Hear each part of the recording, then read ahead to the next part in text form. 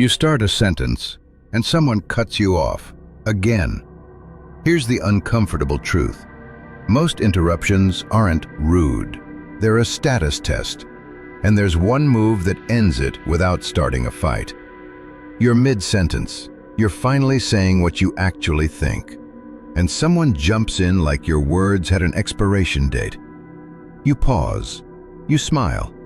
You let them finish. And the second you do, your point dies. You feel small. You feel annoyed. And you start wondering, am I just not respected? Here's the reality. Most interruptions aren't random. They're a quick, unconscious, "Can I take the floor from you?" test. And if you handle it the wrong way once or twice, people learn they can do it forever. In this video, you'll learn the one move that stops interruptions immediately, and the psychology behind why it works. This channel is about practical social power, respect, boundaries, and confidence without the cringe. I'll give you simple tools you can use today, and in a minute, I'll show you the exact line to use when someone cuts you off, without sounding aggressive. Why people interrupt you. Quick question. When you get interrupted, do you usually A. stop talking, or B. speed up to finish fast? Most people do one of those. Both train people to keep interrupting. Interruptions happen for a few reasons. Excitement. They're hyped and jump in. Insecurity. They can't handle silence, so they fill it. Control. They're used to owning the conversation. Status testing. They're checking if you'll hold your ground. Here's the key. Even if they don't mean disrespect, the effect is the same. If you surrender the floor, you're teaching them your words are optional. Pattern interrupt, mini reveal. The fix isn't being louder. It's doing one move that makes interrupting feel socially awkward for them. The one move that stops it. The hold plus continue. The move is called hold plus continue. It's simple. You don't stop talking. You hold the floor calmly and continue your sentence like you have permission, because you do. What it looks like.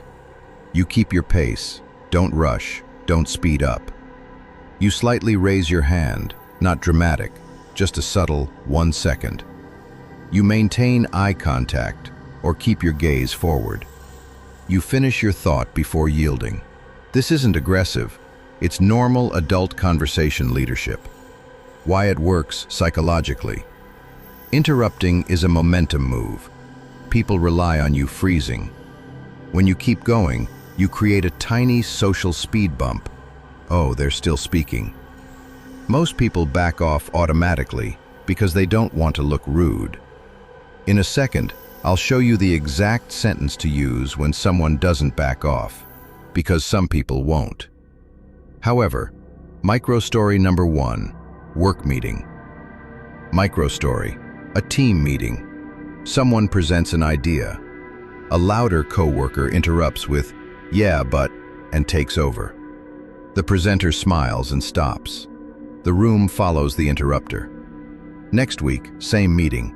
Same interrupter tries it again. This time, the presenter uses hold plus continue. They keep speaking, raise one hand slightly and finish. And that's the reason this timeline reduces risk. The interrupter goes quiet. The room listens. The presenter then says, "Go ahead." Notice what changed? Not volume, not attitude, just the signal. I'm not done. Pattern interrupt, unexpected contrast. Being polite isn't letting people cut you off. Polite is letting people finish. The two scripts you can literally say. Sometimes hold plus continue is enough. But if the person keeps pushing, use one of these scripts. Script number 1, neutral, confident. 1 sec, let me finish this thought. Then finish. Then, okay, go ahead. Why it's strong. It's calm, specific, and assumes cooperation. Script number 2, slightly firmer, still respectful. I want to hear you. right after I finish this sentence. Then finish the sentence. Why it works. You're giving them a future turn, so you don't look defensive, but you still hold the floor.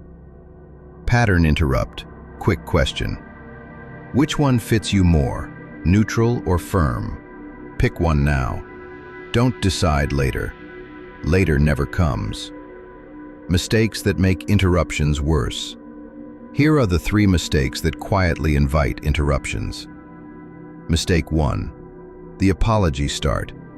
Sorry, I was just... That tells people your words are a burden. Mistake 2. The permission voice, ending everything like a question. Right? You know? It sounds like you're asking to be allowed to speak. Mistake 3. The floor donation. You stop mid-thought and say, "Go ahead." That teaches interrupting works. If you do these, don't beat yourself up. Most people learned it from school, family, or being the easy one in the group. Respect isn't something you beg for. It's something you signal consistently. The framework, the floor method. Here's a simple framework to remember on the spot. It's called floor. F. Freeze your pace. Don't speed up. L. Lift a hand slightly. Small. Hold on. O. Own your sentence. Finish the thought. O. Offer the turn. Go ahead. R. Repeat if needed. Same calm move again. This works in different situations. Friends, someone constantly talks over you. Use hold plus continue, then go ahead. Dating, family, someone steamrolls. Use script number 2. I want to hear you right after I finish this sentence. Work, use script number 1, clean and professional. 1 sec, let me finish this thought. Pattern interrupt, callback. Remember the status test. Floor passes the test without creating drama. Micro-story number 2 plus 24-hour challenge. Micro-story, a friend group at dinner. One person interrupts everyone, not even malicious, just used to being the main character. Most people shrink and wait. One person starts using hold plus continue consistently. No anger, no speeches, just calm. Within 2 hangouts, interruptions drop, not only toward them, but toward everyone, because the group's rules changed. 24-hour mini challenge. In your next conversation, use floor 1 time, just once, even if your voice shakes, even if it feels rude. Then notice what happens. Do they stop? Do they adjust? Does the room follow you? Open loop closure. And if they don't stop after script number 1 or number 2, that's not a communication problem. That's a respect problem, and you'll know exactly who you're dealing with. Here's the recap. Interruptions are often a status test, not a random accident. The move is hold plus continue. Calmly finish your thought. Use the floor method and keep it consistent for 24 hours. You don't need to become louder. You need to become clearer, because when you treat your words like they matter, people start agreeing. If you want more videos like this, practical tools for respect, boundaries, and confidence, subscribe and tell me in the comments, where do you get interrupted most? Work, friends, or family?